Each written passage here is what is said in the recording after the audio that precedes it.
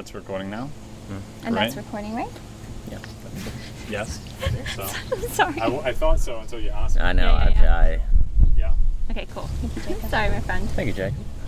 It's a pleasure to have you here. Hello, everyone. We have the one and only Jacob Kishere here. Jacob, how you doing? I'm doing well. It's good to be here on the farm, the home of OG Rose, Daniel and Michelle. I'm Jacob Kishere. I'm the host of Sense Space, also Creative Culture Pilgrim. And these guys are really philosophers and friends that I've been in dialogue with for a number of years now, who are constantly tuning up my awareness and expanding it when we come to conversation. And such a rich possibility to be here in person and dive into that more deeply.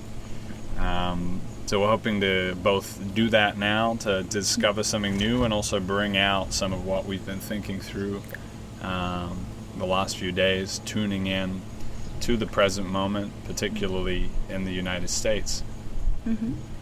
So maybe, Daniel, you want to say a little bit more? No, it's Daniel and Michelle, OG Rose, and we're thrilled to have Jacob here. It's always a treat. It feels like yesterday it was here, and then the fullness of time is back again. And it's really it's extraordinary that we live in an age where you can meet people online thanks to these liminal spaces, liminal web, these different communities, and then coordinate meeting in person, because there's a certain depth. You were talking about getting to the body, getting to the roots, and there's something that it feels like, there's a fruit, and now there's a root to that fruit, and there's a flavor that comes with it. And I think that is, in a way, also just very encouraging. There's we hear a lot about the trouble in the world, but the fact that we now have these technologies and ways of coordination, social coordination, as we've talked about, allows possibilities that were not possible before, which of course speaks to a bit of what we want to talk about today on different technologies and things. So it's great to have this opportunity, Jacob. Yeah, likewise. So maybe we start with the hottest point, and then really I think the goal here is to start where we are collectively, to get a brief sense of it, and then to start to bring in some of the deeper layers from what I've been thinking about and from what you have both been writing about in the context of your books, Belonging Again, and your analysis of belonging and meaning in American society today. Yeah. So, the assassination attempt on President Trump. I was at a wedding in Italy just last week, the wedding of a good friend. I had just come back from the last night's party at about 2:30 a.m., trying to get a fairly early night for starting the Resonant Man session the next day. And I looked on my phone and I saw the video, and it really impacted me quite deeply. I felt a deep sense of kind of grief and just like a pure kind of emotional horror at the violence. There wasn't really a political filter. There wasn't like a strategic, like what now kind of thing. It was just like I let the full emotional significance of that hit me before any of that. And that was really powerful. Obviously in the days and weeks since, the schizo mega mind, the term I coined this week in your kitchen, the schizo mega mind, the kind of schizophrenic collective mind of the internet, of Twitter in particular, has been hashing this over and looking at all the different dimensions of it. I don't think our goal today is really to get into the science and what actually went down in the assassination, so much as to talk more broadly about the moment that America faces coming into the next 4 months, what direction the country goes in, and what's implicated in that at the level of culture, at the level of technology, communication. What are the possibilities that lie ahead? What's at stake? And I suppose particularly just to open it up, a key kind of distinction that we've been drawing. I've been paying a great deal of attention to the Robert F. Kennedy campaign, and it's looking quite likely that the Biden campaign is going to come to a swift end soon. It's not confirmed, but it seems fairly inevitable. And so we're comparing now what the Trump campaign represents and what the Robert F. Kennedy campaign represents. And what we identified is that there's two different kind of media cultures that these both represent. It's a really unique moment. In previous periods, in previous elections, often you have two candidates and they're both operating in the same media. They're both maybe operating in the domain of television. Right. There are very rare instances where you have a change in the medium of communication and one candidate is operating in the new field and the other is not. The classic example was the Nixon JFK televised debate. Listeners who heard on radio thought that Nixon was the winner. People who watched on television saw Nixon looking all sweaty and they thought JFK pulled it off. And so we're in one of those moments now. And the broad distinction I want to offer, and before I kind of pass it over to you guys, is Trump really represents initially the television age, transitioning into the meme age. He's a master of meme. He's a highly memetic person. He's exceptional in his capacity to become memed, to create memes. And of course that moment, that photograph that was taken during the assassination was highly potent symbolism, which he was ready for the moment, he was available to it, and he was richly rewarded for that courage. On the other hand, Donald Trump does not represent the medium of long-form conversation. He does not speak for the podcast generation. It's actually very rare to see him on a I've never seen him on a podcast in the entirety of his presidential campaigns or presidency. He only does sit-down interviews with people who he feels he can kind of get an advantage with. He's quite protective in that sense. Robert F. Kennedy, on the other hand, represents this new space of conversation that is centered on long-form dialogue, on podcasting, that is open, that is not a controlled interview, it's not set questions, and it's about a deeper connection, it's about a deeper process of understanding. And you've seen him on the circuit for a long time over the last years, and he will dialogue with literally anybody. So I just wanted to present that as like a starting piece, is like you have the meme candidate and then you have the kind of podcast candidate, and these are two different ways of making sense of the world that are available to us. That's great. Yeah, no, I think that's excellent. It is only recently that thinkers like Marshall McLuhan, William Ong, Neil Postman, there are others who really emphasize media technology has come into prominence. But that doesn't mean the role of media technology has not always been prominent. It's only now being realized. And when you go through history, you see a story of how politics, perhaps more than any other field, politics reflects the zeitgeist of the media technology, because they have to reach people however they are now, and whatever media technology they use says something about what the politicians playing their mental chess think is going to increase the probability of getting the vote, right? Whereas, say, technology in the classroom, well, kids have to be there. They don't necessarily have to conform. The business, the boss tells you what technology to use. Okay, well, you have to do it, You can go into a place and find they're still using Windows 95, and you'd be like, can we do XP at least? Be like, no. Oh, okay. But when it comes to politics, the politician who refuses to try to meet the media technology at all will be punished. They will not be able to reach the people. Now, at the same time, what's very interesting, like we were saying, if we look at Biden as perhaps, the Obama campaign when it was 2008, 2012 to 2016 was very innovative in its use of media technology and the internet and different things. Biden represents that, you could say. And then you could even say kind of an older media technology. But at most generous, I think we could see him as the Obama paradigm, which relative to 2008 and 2016 was, incredibly effective in different ways. then there was a move, and I think you could actually, future historians of the internet may even kind of talk about the birth of the meme, the movement of these quick form images. They have this nostalgic feel of using SpongeBob and, all of these things that are playing. They're actually emotionally masterful. I know there's like a website, Know Your Meme, that kind of does meme studies and different things. And there is no doubt at all that Trump is a master of that. And I think then what you see, especially starting 2020 into now, is really the birth and extension and widening popularity of long-form podcasts. Now, there obviously Joe Rogan, I don't know exactly when he started. He would be the great representation of all this, but really his numbers shoot up in the last 4 or so years, right? So in that you see different media paradigms. And looking to politics is probably uniquely effective for seeing how those work on the conscious, how effective those are, and then also says something about where people are at based on who goes to which media preference, right? Because media tends to reflect the very way that people experience and understand the world, right?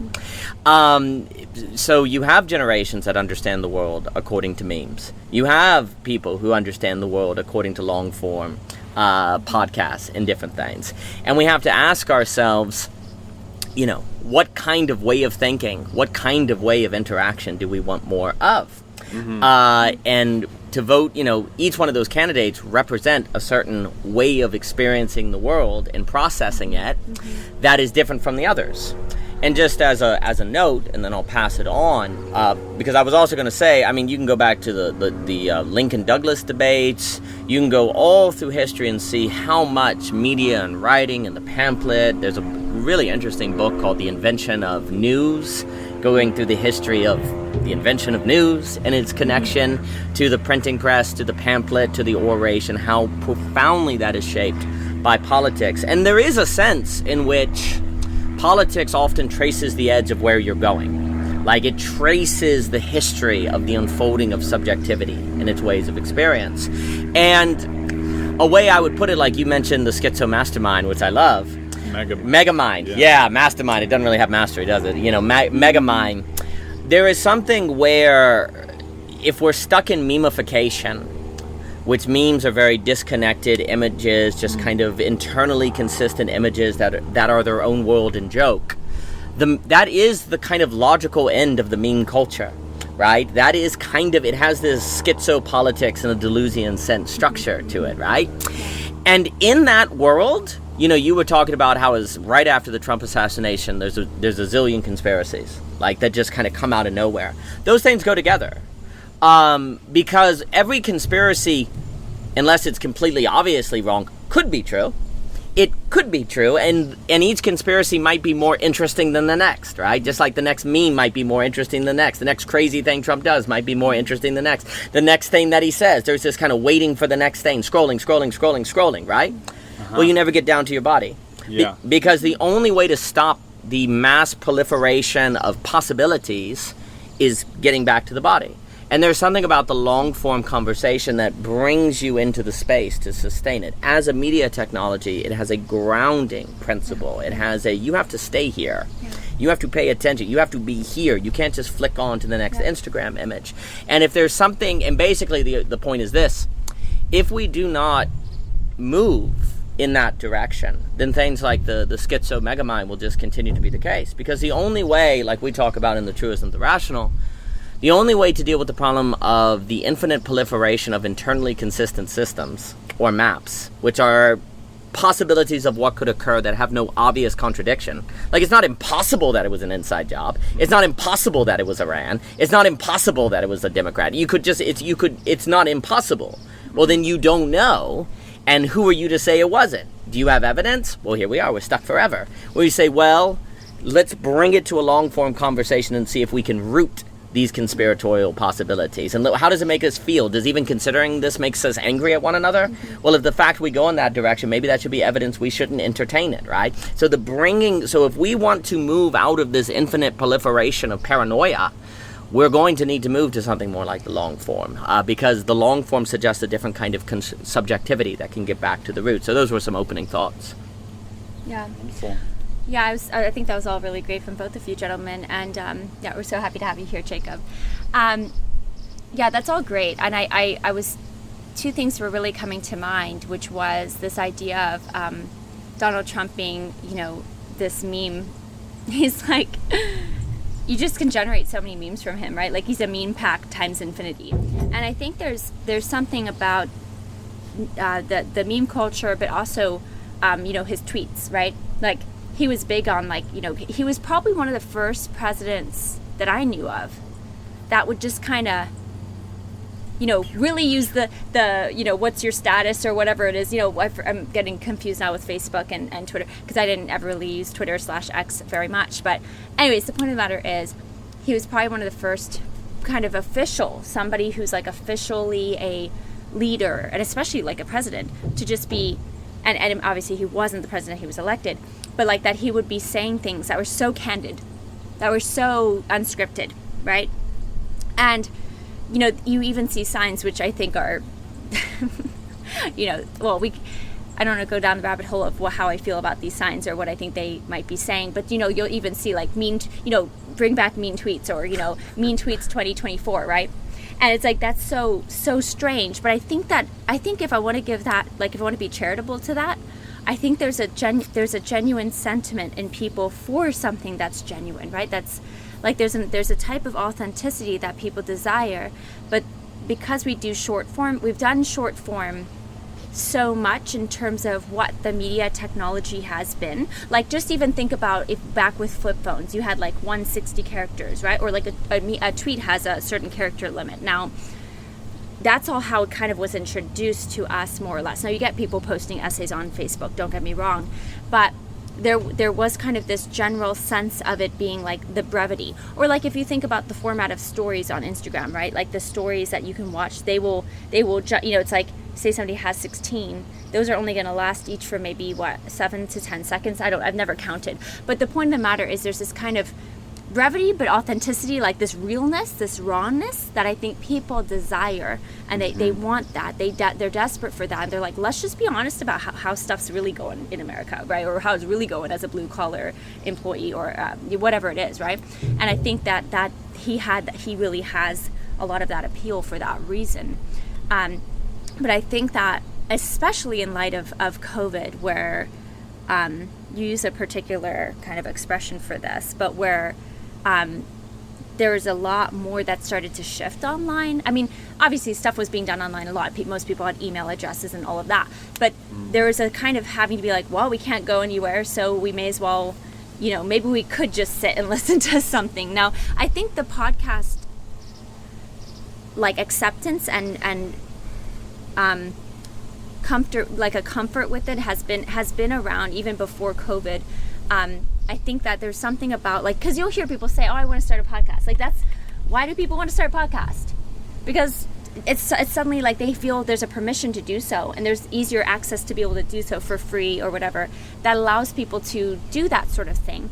And it shows something great about, like, a good thing that it shows about this cultivating subjectivity in our historic moment is the idea of just doing it for the sake of learning, doing it for the sake of sharing, doing it for the sake of connection, over things that like maybe you're working through, right?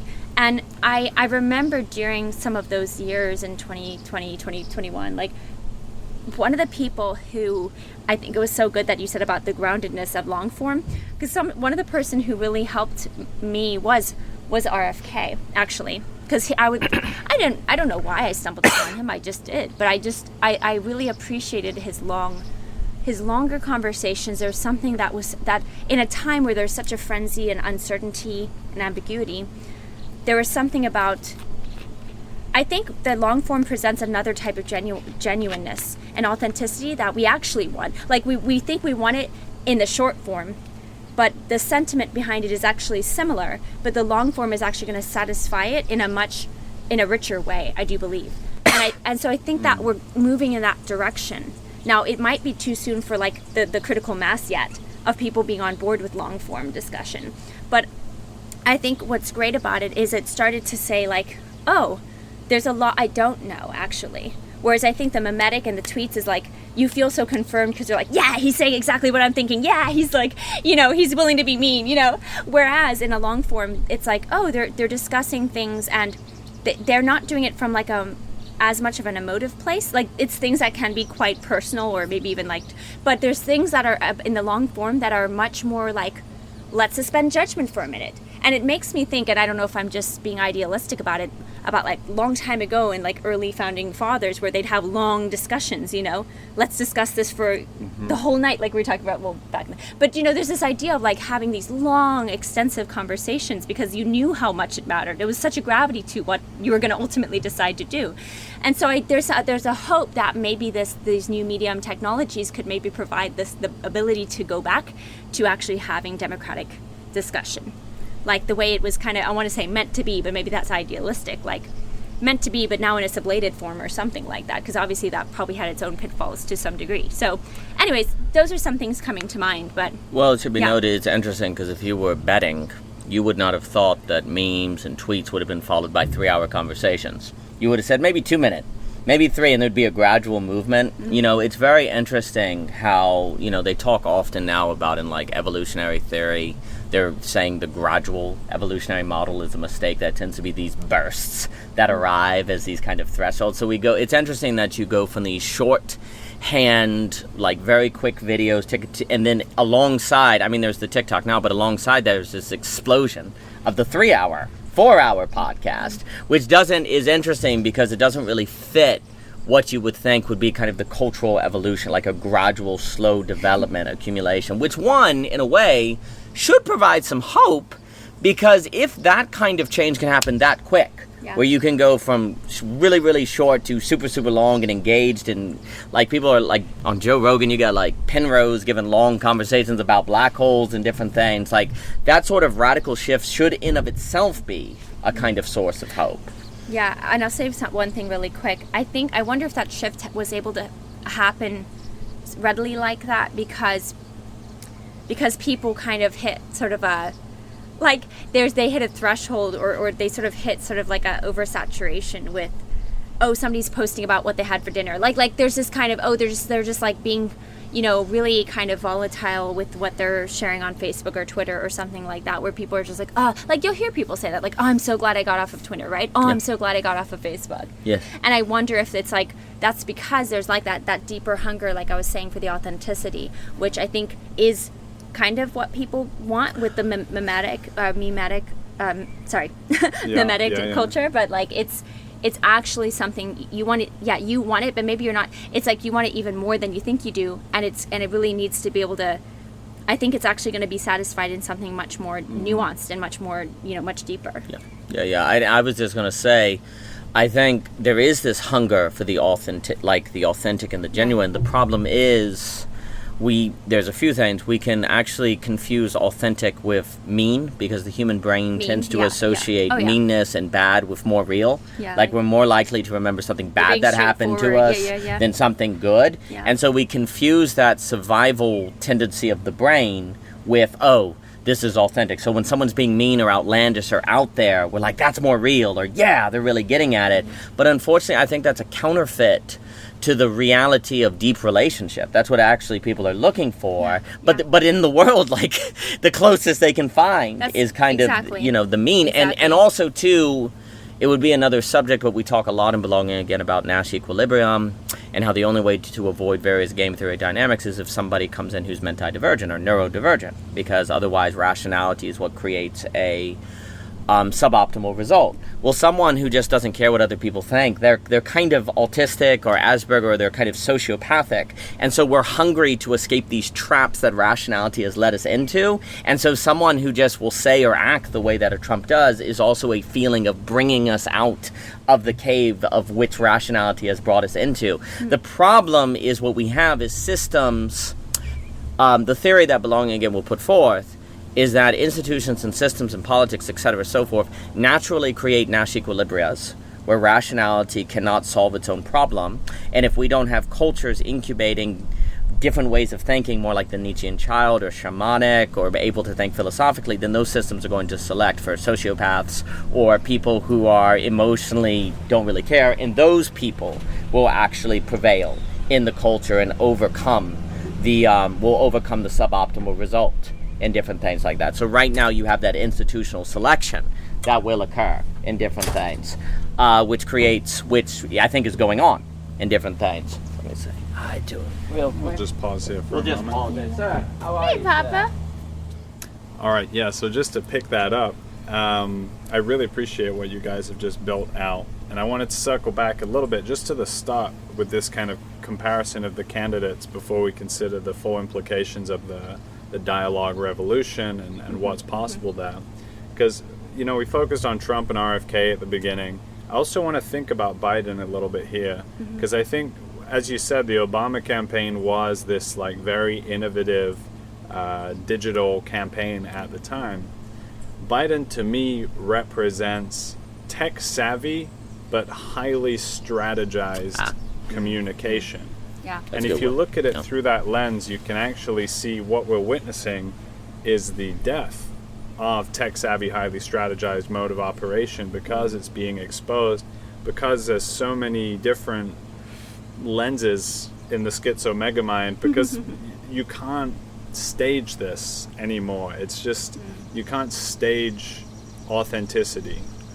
And when you do, you get a following and you get a political support base that is kind of delusional and out of touch with reality, because there is this kind of gaslight that goes on, such as the president is obviously in cognitive decline, but we have to say that he's not, and we have this sophisticated media campaign to say that he's not. But we run these operations. We have these beautiful looking photos of him. We put out these really well-crafted tweets, obviously not written by him, but by a team, probably run through like 4 people.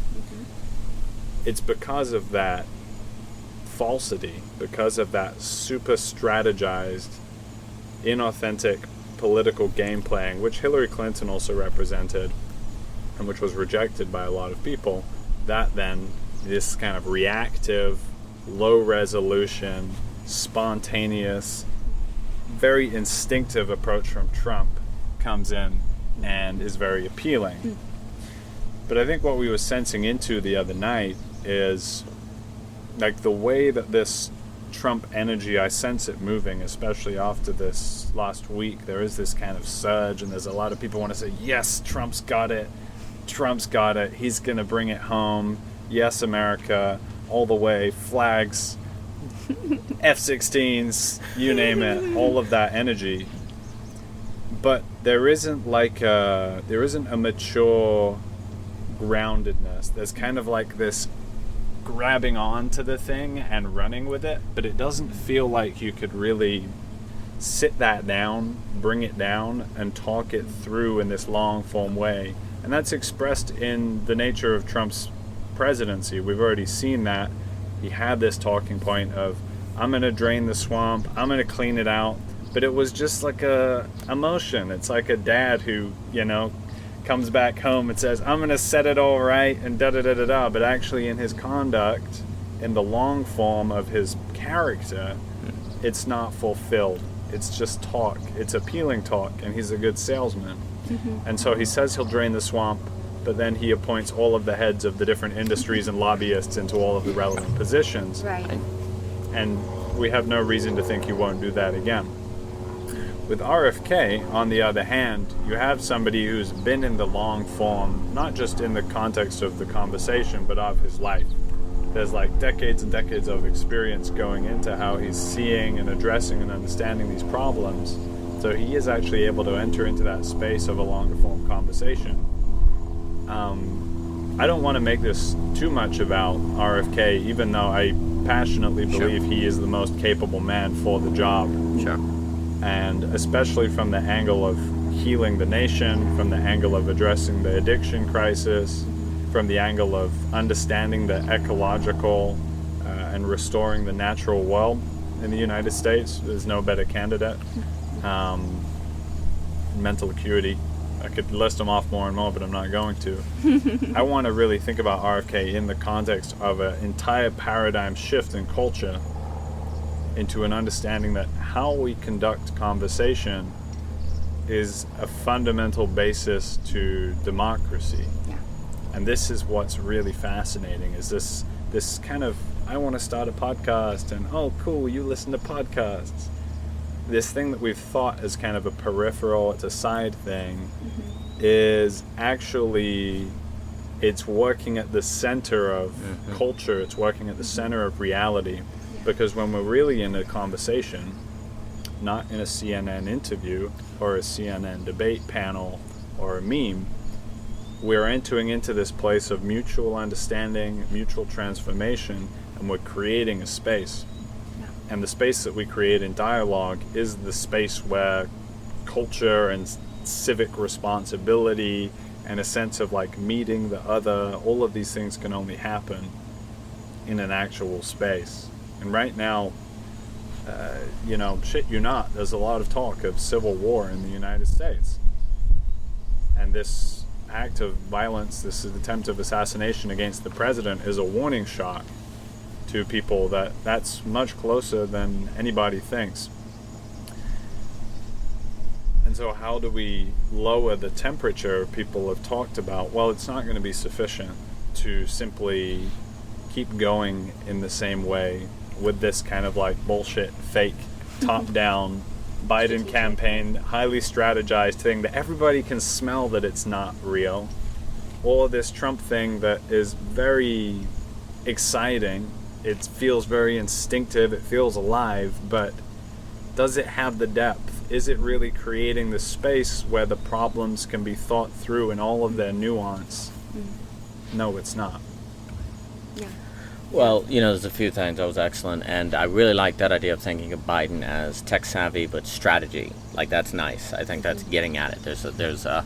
Whereas Trump is kind of no strategy, but memification. Paul Virilio had this very useful phrase, and the great Owen speaks about this on emotional synchronicity, where what Trump is a master of is creating a feeling of emotional synchronicity, like where you feel synchronicity with everyone around you and other people, like you emotionally connect.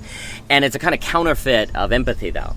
Because it's more of the emotion of the, yes, we all are fire, right? But the problem is that emotional synchronicity, precisely because it can't actually move into the realm of thinking about it. Like, that's Paul Virilio's whole point. Like, it used to be politics was a matter of positions. Okay, you're a capitalist, I'm a capitalist. Okay, you're a communist, I'm a communist. We have ideological, it's like an intellectual bounds. Now, what Paul Virilio is saying, it's an emotional bound. Like, we feel as if Trump should be president. We feel as if this will make America great.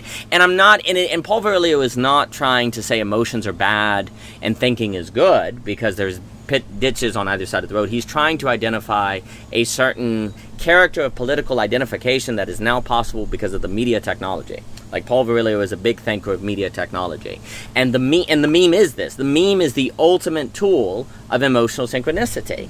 Like it's almost a universal language. Yeah. We all can see the image and feel the thing. And yes, I have a connection with those kids and those people over there, and all around the world there's a connection because we're laughing at this SpongeBob with the rainbow. Yeah. There's a meme there. Yeah. We can all see that there's an emotion on Trump's face. There's a way he talks, and we all can share in that experience of the way he talks and interacts. We don't even know what he's saying. We don't know what the policies are, but there's an emotional synchronicity that he orchestrates. He's like the conductor of an orchestra. He's very good at conducting the orchestra of emotional synchronicity. And that is something that Paul Virilio was very interested in and warned, basically, that when the day comes where it turns out that emotional synchronicity doesn't have a policy basis, it's too late.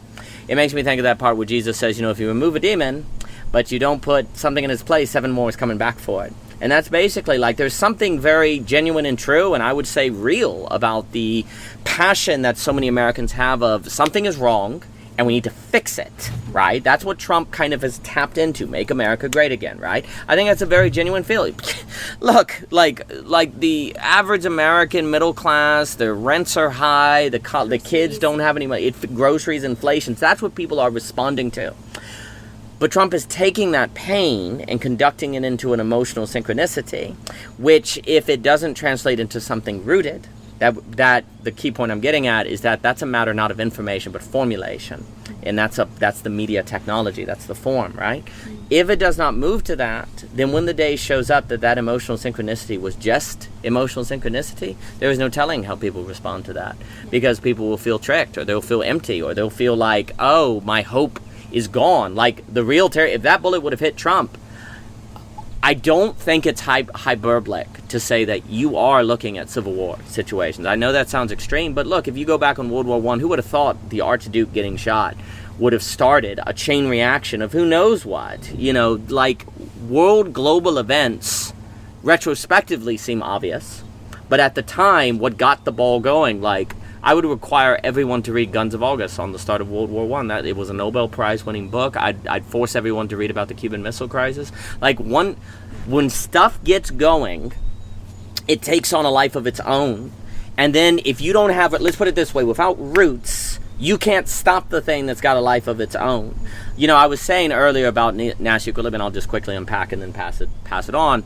A Nash equilibrium, a good way to think about that, and I'm arguing this is what defines every institution, every corporation, every politics, is the Cuban Missile Crisis. Like, Kennedy is like, well, if we take down our nukes, the Russians won't, and so that's not good, so we have to keep ours up, and we have to fire first. So rationality had everyone basically marching toward the apocalypse, and it felt like there was no way that you could escape it, right? And that's increasingly what happens. But basically, in a very odd way, there are many stories on why we didn't all die in the Cuban Missile Crisis.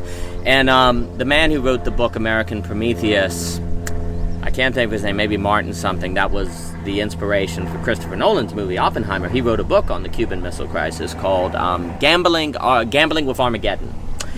I would force everyone to read that book, because that book will blow your mind on, wow, we really are lucky. And then, but here's the key point.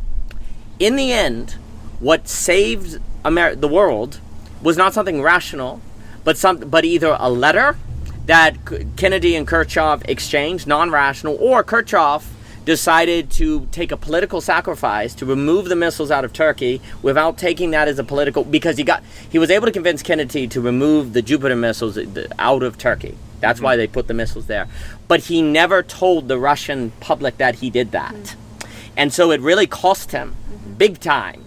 And arguably that was very irrational. And yet had he not done that, then the American people would have seen it as a fail, like America backed down from Russia. The public would have screamed at the political body, and we could have gone right back into massive escalation. So somebody, in this case Khrushchev, did something human that really wasn't rational for his own interests. So here's the point.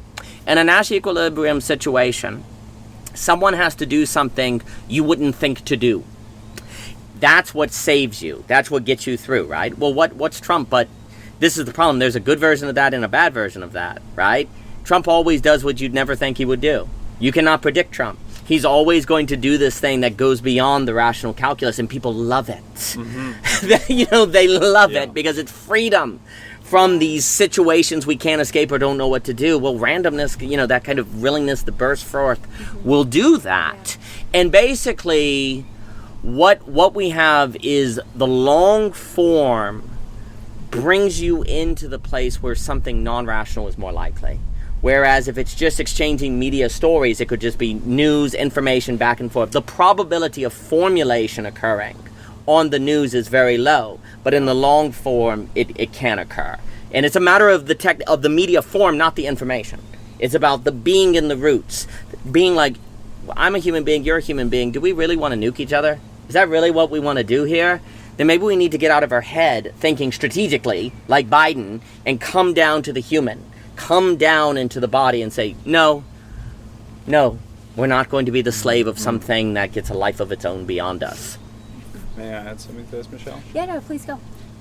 So what I wanted to add there, first and foremost, is that the memification of reality also, it makes it more difficult for us to see what's true. Yeah. Like, it's not only that the meme captures us emotionally, it's that time and time again in recent years we've seen that the meme pops in, it clicks with a certain ideological tribe, and then actually the meme is a total misrepresentation of what occurred.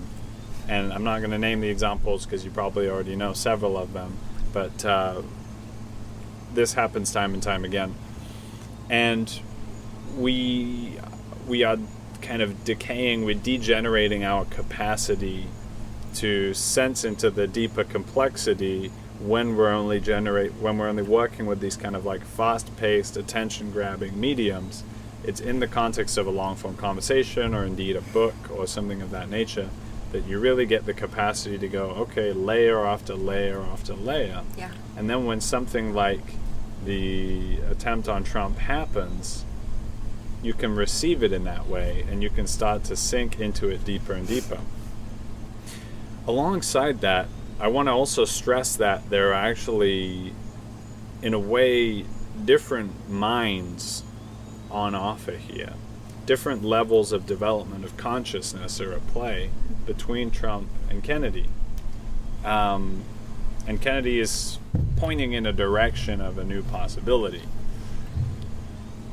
The medium is the message, is what Marshall McLuhan's work says. What that indicates is that it's not so much what's in the content, it's not what the tweet is about, it's not what the television program is about, it's that the actual form of television, the form of tweets, is training and shaping our consciousness, and through which everything is filtered. And so when we tap into dialogue deeply, we're actually connecting with a collective mind. We're tapping into intelligence and wisdom beyond our own. It requires a degree of sacrificing the ego and the sense that we know everything that's right. The leader who is able to tap into dialogue is going to be the most effective leader, because they'll be able to draw on the wisdom of the people around them. They'll be able to discern truth from falsity. The leader who plays egotistical kind of mob boss TV personality is going to have a lot harder time, because people aren't really entering into a deeply truthful space with them. And it's going to rely on their capacity to play games of manipulation with other people playing games of manipulation. Well, I'll just quickly say, it's almost like the meme is the opposite of that. Like going it like the long form is connecting, it's unfragmented, where the meme is the fragmented feeling, right? It's like a conspiracy in that the meme is a whole in of itself. It's an isolated, internally consistent logic. Whereas a dialogue is a logic that cannot be completed without the other. And that's a completely different orientation. Yeah, I was thinking, that was all really great. And I was thinking about, what you just said, Jacob, about the memes kind of misconstruing things, right? That's kind of what I got you were saying. Like, the meme gives us a certain impression that we resonate with because of its, like, what it ideologically supports, right? We kind of take it as, like, we take it for its face value, because that's what makes it funny. That's what makes it, like, you just get it. Everyone gets it, right? That's what you were saying, like, everybody can get it. And it's funny because it's like it has a resonance, but not in the way that the deeper, nuanced conversations have. And I also think the risk with memes is that you kind of feel like you addressed the thing because you laughed about it. Yes. And it's like, yes. I think this happens a lot with meme exchange between friends where, it's basically like kind of the flavor of self-sabotage or self-ridicule that you send. Like, it's just hilarious to, like, find these memes. You resonate so much with them and it's hilarious, right? And so you just can, like, share them with your friends and you're like, me, you, right? Like, that's a very common thing, like us. And I think we love that sort of sense of, it gets me, I get it. But guess what? You still didn't really, like, do any shadow work. You didn't do any, like, integration with your lack. You didn't do any, like, you just literally laughed about it, and it was great. And maybe that dopamine of laughter and humor, like, there's a place for that, and that's what makes it's popular. But it's also, and honestly, I was trying to be kind of a little devil's advocate with podcast even, because I think that I see a lot of hope for long-form discussion, right? I think, though, that with any type of medium technology that's at people's fingertips, there can always be the inundation where you just listen, but you never, ever do. Like, you get so saturated with all of the podcasts you could have possibly listened to on wellness, but you're not actually taking any practical steps. Like, did you do anything from what you just learned? Now, that would apply to maybe, say, like I was saying, if you do maybe listen to holistic wellness podcast or something like that, or there's something about, so it might not apply to like a long form on foreign policy or something like that, right? Like, what are you supposed to do with that, right? You're supposed to really just learn a type of openness and groundedness and a realization of how complex things can be, right? So I'm not saying that this critique of podcast culture is applicable in general, but I think for me it's even helpful to make a distinction between podcast culture, which can be listen, but like in a consumptive way. Like I think it's a little bit better than like just binge watching stuff. Not to, like, there's a place for that too. But what I mean to say is, like, I think it's trying to do something more constructive, but it can sometimes, like, nobody's going to ask you to necessarily sort of show what you're kind of making with what you're listening to necessarily. So there's no accountability with that. And I'm not saying there has to be. I certainly am not saying that there should be some structure created for that. Like, I think that would ruin everything. But what I mean to say is that for me, long form conversation should activate, hopefully, your potential to also engage in long form discussion. I think it should activate that. And I think that's actually even a kind of skill that you are starting to kind of are able to hopefully start to learn from and see the benefit of it. And then you also would like to do something like that, or offer something like that, or learn something like that by being in the presence of that. So I guess I just wanted to bring all of that up because I think that's important. I think that it's, in general, always kind of bringing it back, if we're talking about actually bringing it back to the body and the groundedness that is so necessary and desperately needed in our time, it's that activation and transformation that I think is so key to the long form discussion. Beautifully put. Daniel, do you want to jump on that? Well, I would just say I think that's so critical, because I think, there's a question like, what is the difference between the liminal web, philosophy, poetry, voicecraft, and different things, and like Joe Rogan? Well, I think that difference is huge, and I think Kennedy is moving us in that direction, as in being on the edge of this new media technology. And there's a difference between listening to podcasts to like fill your head with information versus listening to the liminal web and being inspired to take up an information to join in that formation. And Kennedy is actually moving the whole country a step closer toward that, because you have to get to the long form discussion before you can move into the stepping into the long form discussion. And what you see in like Biden is an exemplar of internet strategy. Okay, I'm going to be like that, or you see Trump, who's an exemplar of internet meme. Okay, I'm going to be like that. Or Kennedy is like internet long form. Okay, I'm going to be like that. Like, they present a mode of being by which to think, right? And basically, if we're going to get to democracy, as I think, like, what is democracy? Like, what is it? And then I'll pass it on. We think of it as a voting process. That is not democracy following Tocqueville. Like, this is the nutsy thing. When you read Democracy in America, and this guy's going around, he's like, what's up with this America place coming over from Europe? And he's like describing people as like, they're like talking about civics and the Declaration of Independence, and they're blacksmiths, and they're kind of philosophical, and this is really weird. Like, literally democracy, like when we say democracy, it is philosophical discussion. That is what democracy is. Like, a democratic culture is one that is basically long-form discussion that everyone participates in, not just celebrities. And if we're going to talk, like, one of the reasons people have lost faith in democracy, all the studies show that young people don't have faith in democracy, is because we don't have democracy. Like, of course they've lost faith in it, because it's not the thing. Like, they've lost faith in the voting process. Yeah, I'd lose faith in that too. A voting process is not going to change the world, but a mode of people toward one another that is inviting each other into a new form of formulation, that's something to have faith in. But we have to show that and be examples of that and move the conversation in that direction. And I think this election is so fascinating in that it's almost like the famous Robert Frost poem, you come up into a road diverges in the woods. The way you go makes all the difference. Yeah, I mean, this brings us to what's most deeply at stake in politics, in this election, in the future of this country. Healing the divide, healing the divides the fragmentations is core to the spirit of this Kennedy campaign, and that's not something that can be done top down.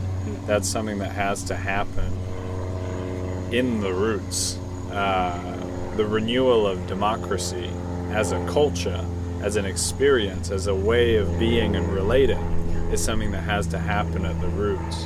And so there is this development from television to highly strategized digital politics to this battle between highly viral memetics and long-form developed conversation. And if we can choose the path of long-form developed conversation, then we actually create the space for the renewal of democracy, because what can grow in that is what this next step you guys are pointing to and what we've been participating in for the last 4 or 5, many more years for you guys, is we're not just listening to the podcast, but we're living the podcast in a sense. We bring it out, we participate in communities with others where we're holding space oriented towards deeper understanding, deeper participation, cultivation of wisdom, and things of this nature. And so just to circle back again, about kind of what's on offer, there is a sense of the soul, there's a kind of soul being modeled. You can also kind of psychologically play as like, these are like different daddy figures, daddy issues of America kind of thing. Like Grandpa Joe is like one version, and, he performs the role, but do we really know who Grandpa is? And then Trump also as a kind of daddy figure, like you get a sense that he's probably been through a lot of difficult things, and he's become very tough, but he's become tough in such a way that he's like unbroken by anything. He's a completely solidified ego, and almost exemplified. And this only occurred to me listening to you guys, like this moment, this triumphant moment of symbolism of him getting shot and then choosing to stand up above the Secret Service and say, fight, fight, fight to the crowd. This is being lauded as an exemplification of the American spirit. That's how this is being interpreted. But actually, with our long-form capacity, let's consider that a little more deeply. What's really going on there? First of all, if he was the president, what's in the interest of the country is for him to stay down, get the hell out of there, because there's a hell of a lot riding on him, right? Second of all, what's really driving that intensity of his relationship with the crowd? That's the first thing that comes, is like, get up and fight, fight, fight, and that like back and forth with the crowd that he's so drawn into. And I know a lot of people still are going to think this is exemplification of courage, and it is, but there's more to it than that still, and that has to be considered as well. And I think if RFK were in the same position, he'd probably be ducking down and getting the hell off that stage, because he's following security protocols. We see in Trump somebody who is not vulnerable. There's no vulnerability in him as a leader. He resembles a kind of ego, narcissistic male leader in a certain way. In RFK, we see someone who's also been through a hell of a lot of difficult stuff, whether it's addiction, whether it's the death of his first wife.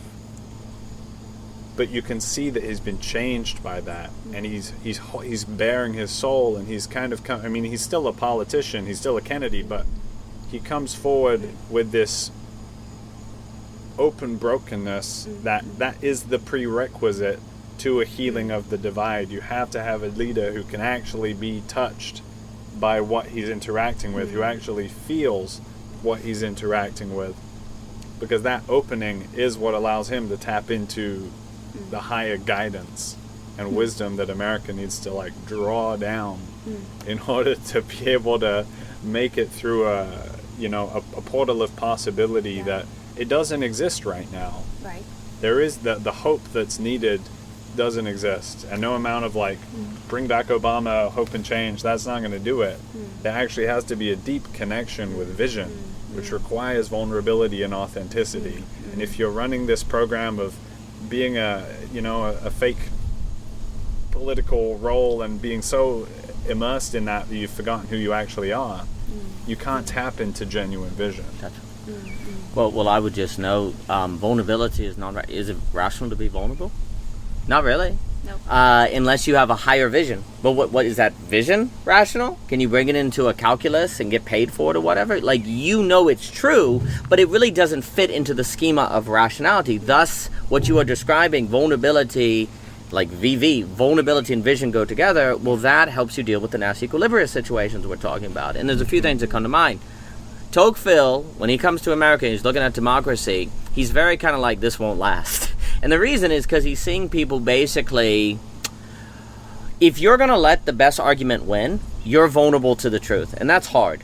Because when you go into a conversation, you're discussing policy, and it turns out that you know more than me, or everywhere I go, eventually it's like, this is painful. There's a pain in actual thinking through things. Where if you're not just genuinely committed to whatever's true and you don't have your ego wrapped into that, it is really difficult. Well, not having your ego wrapped into that would probably require training, probably require schooling, probably require family. And if that infrastructure is not there, you're probably going to wrap your ego into it. And gradually, slowly, Tocqueville noted a few things. He said more and more people are going by, they're leading conversations by letting everyone know their position at work, their practical accomplishments, because that creates a kind of hierarchy. I have a better job than you, so I'm right. It's no different than emotional. Say this, you were saying this idea that the meme makes you feel. That was a really good point. The meme makes you laugh, so we must have addressed it. Yep. That is exactly the kind of, I have a better job than you, so I must be right. Like shortcuts to the processing of thought. Like there's a way in which thought is only thought if there's a processing. Thus embodied, thus long form. Like you really can't have thought without long form, really. Yeah. And so what Tocqueville is saying is, they're giving into the temptation to short circuit the democratic process because it's painful. Yeah. You could go. There are many examples I think you can go through history to show where there were real opportunities for profound self-governance, self-discovery, and the lack of vulnerability and openness to the process resulted in scapegoating, violence, turning on one another, and eating one another. I think you can make a case study of many things without going into them all. But basically what you're saying, democracy is impossible without vulnerability. But vulnerability is not rational. And in fact, there's a collective action problem here because the first guy who ceases being vulnerable will probably win the game. The one in game theory who takes on a dominant strategy will in the short term win the game, but the system is destroyed in the long term. So you have to have a collective of people who simply understand that none of us can take the dominant strategy, or else the world will change and we'll never be able to recover. But it's always going to be tempting because in the short term it genuinely does get you ahead. And this is where, things like religion were useful, right? Like, they would teach you that even if in the short term you get ahead, or, Plato's talking about the ring that makes you invisible, it's still wrong to do. If you don't have that teaching, if you don't believe that, God's watching or something, then it's kind of logical to take the non-vulnerable position. And so then everything breaks down and democracy is not possible. Yeah. No, that was all really good. I also really appreciated what you said, Jacob, about that sense of the solidified ego that we can associate with Trump, right? And I was thinking about voice itself. Like I'm thinking about voicecraft, and they do such wonderful work with paying attention to the voice itself, right? Crafting the voice. And I was thinking about Kennedy's voice. Like there's something that's so...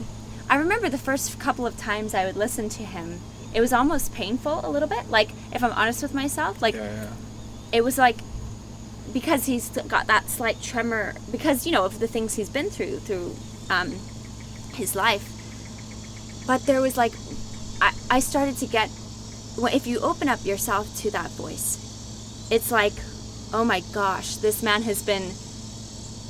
But like he's got all these it's almost like the battle wounds, right? Or like the scars, but yet there's like this super sharp precision and poignancy to what he's saying. Like if you really listen to what he's saying, you're like, wow. And there's something about, I was thinking now about this, like, so there's this strange, almost, you want to, because literally, I don't know, I mean, not sure how familiar people are with his voice, but it's distinctive.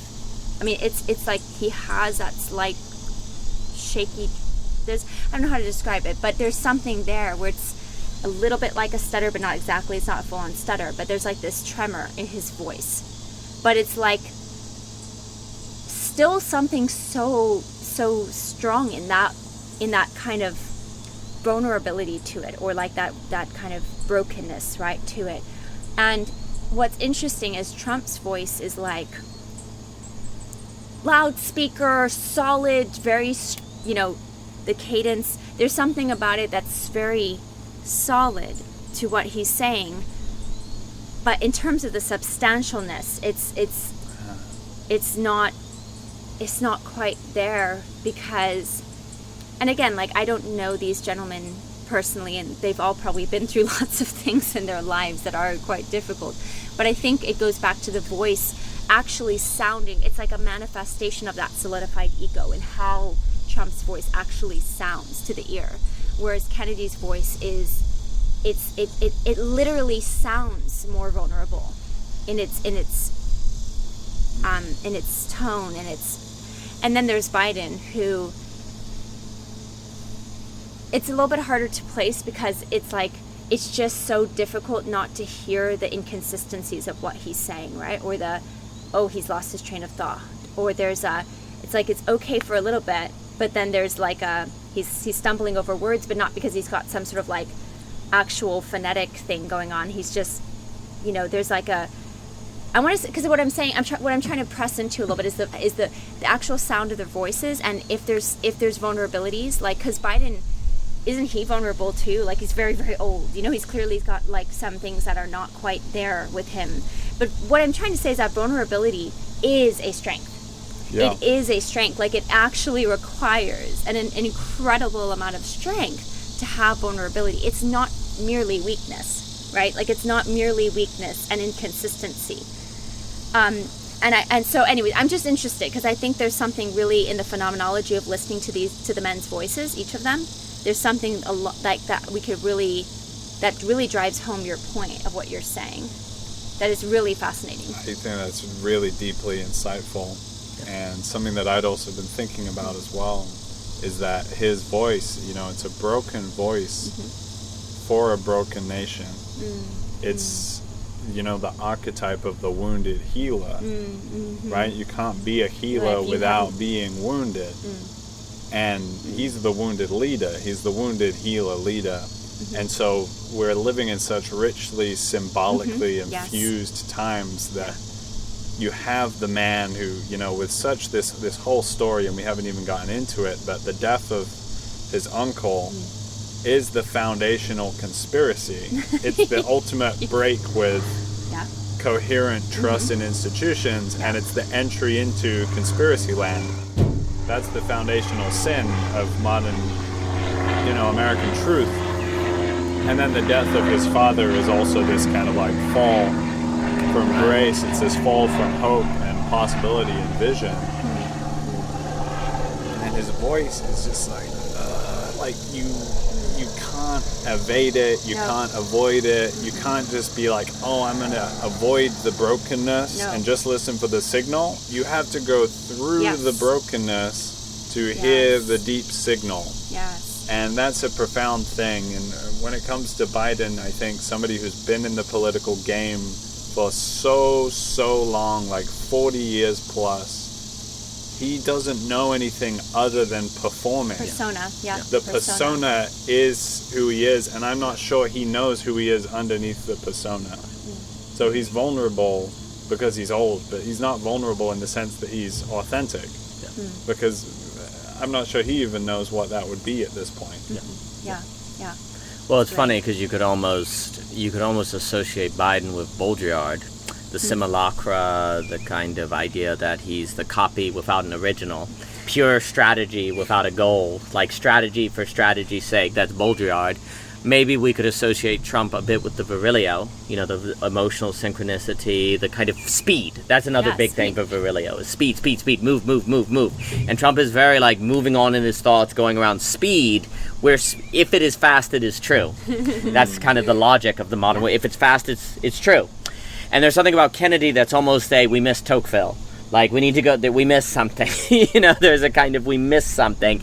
And this brokenness you hear is this thing that we're doing isn't working, so we need to find the strength that is buried in there that needs to come through, that we lost, and go back and recover that. And so that, it's very interesting. I think it's an outstanding analysis. And, and I would just note, too, it is truly the case that the way people talk to each other, makes the world. Yeah, absolutely. Like, the way people engage with one another is incredibly practical and consequential. Absolutely. So, we'd like to argue with Dietrich Mcluhan that the Great Enrichment was a result of people changing how they spoke with one another. Literally, the explosion of wealth that took the average person on planet Earth from poverty to what they are now with air conditioning is a result of people in Europe changing how they talked with one another based on different philosophical paradigms. We can look at the Cuban Missile Crisis, that the willingness of people to talk with one another radically transformed the world we would be in today.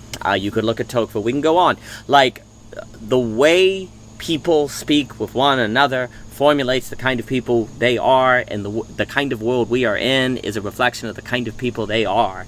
And so, in the beginning, God spoke the word, and, the word's world. And so the way we speak with one another is a really big deal.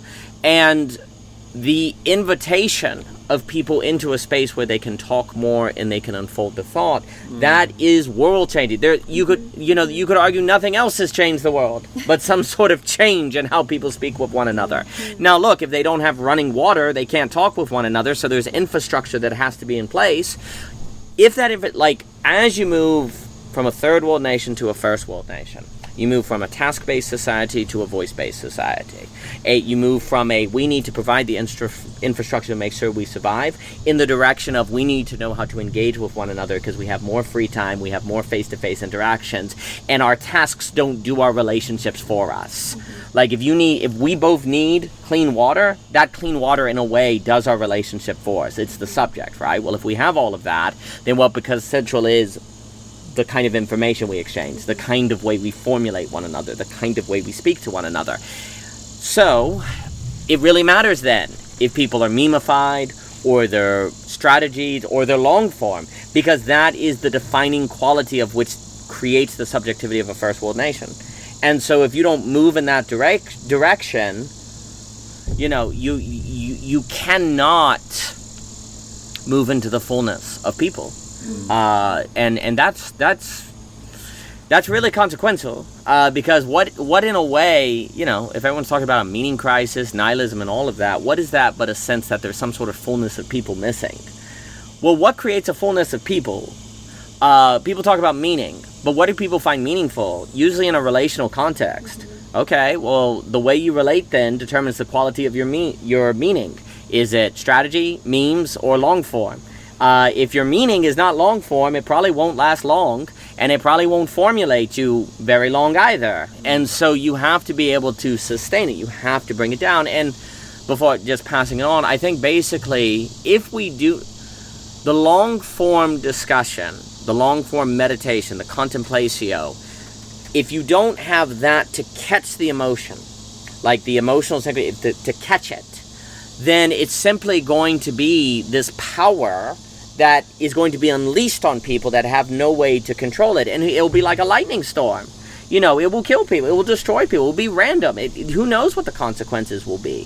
So if you have ever intensifying emotional synchronicities, but you have ever less containers by which to control it, that's the worst contradiction of all. And so memification plus greater emotional synchronicity is the worst match you can have, because you have the weaker container with the bigger emotion, and that mismatch creates all sorts of civic trouble. Yeah, that's a really excellent insight. I hadn't even realized that.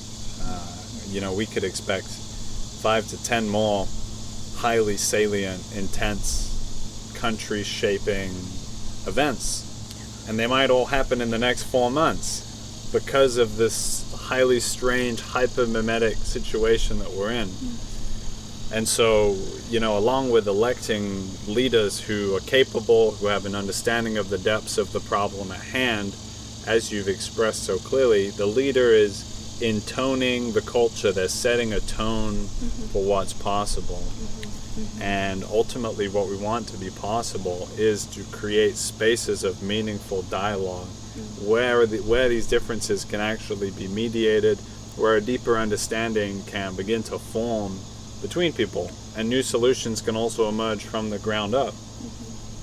And so it's enormously exciting time in all of this respect, and I'm enormously grateful to have this dialogue with the two of you, laying it all out here in Virginia, right on the eve of this, this very, very kairotic, pivotal presidential race, which, as we've laid out, has so many deeper levels to it. And folks, as Biden always says, folks, we're going to be doing this whether or not Kennedy is elected, because it's what needs to be done. Exactly. And it's what's meaningful, and it's what's worthwhile, and it's what's building our character, and it's making us the kind of people that can hold the space for the conversation of the future.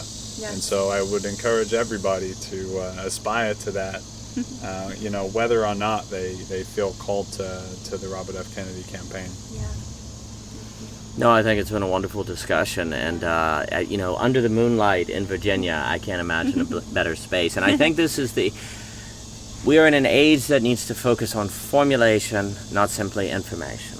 The form by which we engage one another formulates us, going back to Plato, kind of the form. The form is not the perfect version of the cup. The form is the orbit of the planet, the orbit by which things unfold. And based on the way we choose to interact with one another, that determines the form by which our relationships and world unfolds. And we're at a time that it is important to create these containers and spaces for that formulation, because the more globalized, the more relationships, the more technology we have, the greater the energy of the world, and yet we have weaker and weaker containers with greater and greater energy.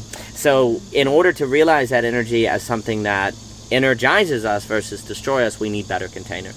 And the long form is that container that can turn into something that energizes possibility as opposed to overwhelm us and blow us up with energy. And I think this sense space is exactly a place of formulation that is needed in the world today. So it's an honor and a pleasure to speak with you. Thank you, Daniel. Thank you, Jacob.